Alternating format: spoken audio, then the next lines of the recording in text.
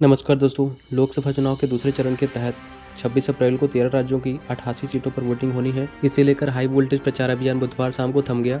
26 अप्रैल को केरल की सभी 20 सीटों पर, कर्नाटक की 28 में से 14 सीटों पर, राजस्थान की 13 सीटों पर, महाराष्ट्र और उत्तर प्रदेश की 8-8 सीटों पर, मध्य प्रदेश की 7 सीटों पर, असम और बिहार की 5-5 सीटों पर, छत्तीसगढ़ और पश्चिम बंगाल की 3 सीटों पर, जबकि मणिपुर, त्रिपुरा और जम्मू कश्मीर में एक एक सीट पर मतदान होगा। बता दें कि लोकसभा चुनाव के पहले फेज के तहत 19 अप्रैल को 21 राज्यों की 102 सीटों पर वोटिंग हुई थी। इसमें करीब 65.5% मतदान हुआ था। दूसरे फेज में जिन सीटों पर वोटिंग होनी है, वहां के कई दिग्गजों की प्रतिष्ठा दांव पर लगी है।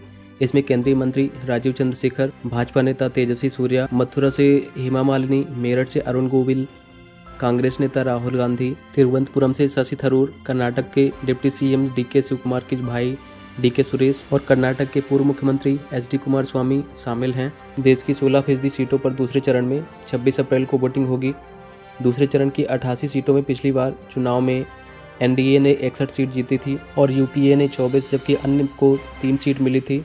जनता दूसरे चरण में 2 कैबिनेट और 4 राज्य मंत्रियों की किस्मत का फैसला करेगी। इस चरण में 29 सीटें ऐसी हैं जहां बीजेपी कभी जीत हासिल नहीं की है।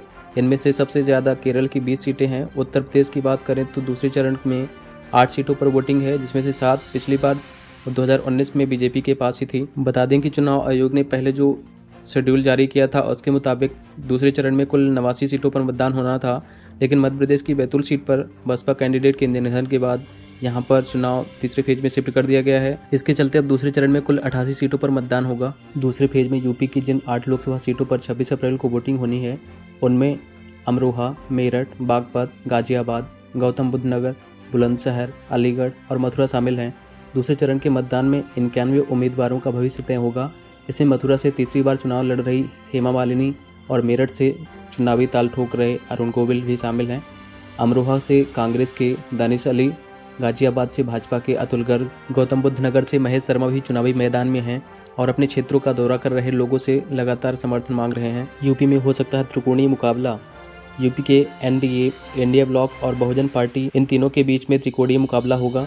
इसमें सभी राजनीतिक दलों के वरिष्ठ नेता चुनाव प्रचार में उतर रहे हैं।